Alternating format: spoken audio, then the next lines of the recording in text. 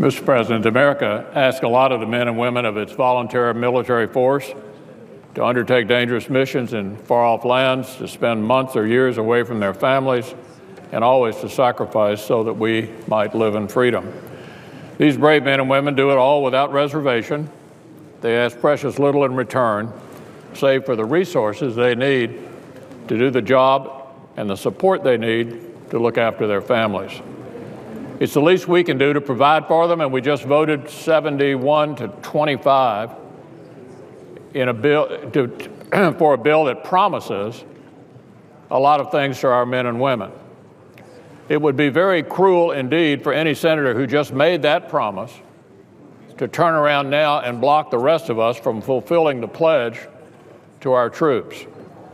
Passing the legislation before us is the way to fulfill the promise that we just made, 71 to 25. That's why nearly every Democrat voted to pass it in committee, 27 to 3. That's why Democrats have hailed this bill as a win-win-win and a victory for each of their states. They know it gives President Obama the same level of funding he asked for.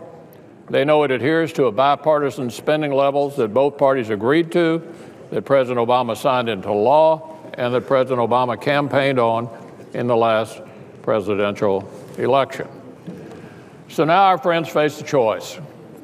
Option one, allow the promise just made to our troops to be fulfilled by voting for a bill they can't stop praising. Option two, break the promise they just made by killing a bill they claim to love, all in the service of some unrelated and completely incomprehensible partisan plan. It's the road of bipartisanship and support for our troops that brought us this far. We shouldn't let partisan politics trip us up now, and we don't have to. Not if common sense Democrats continue to prioritize pay raises and medical care for our troops over some unrelated gamut to funnel more cash to bureaucracy like the IRS and the EPA.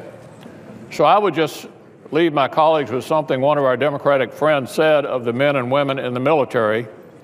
Here's what he had to say.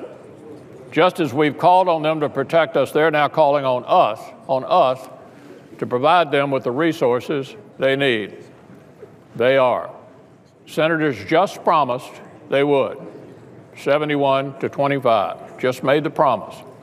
So now they shouldn't block us from fulfilling that promise by preventing us from getting on the defense appropriations measure.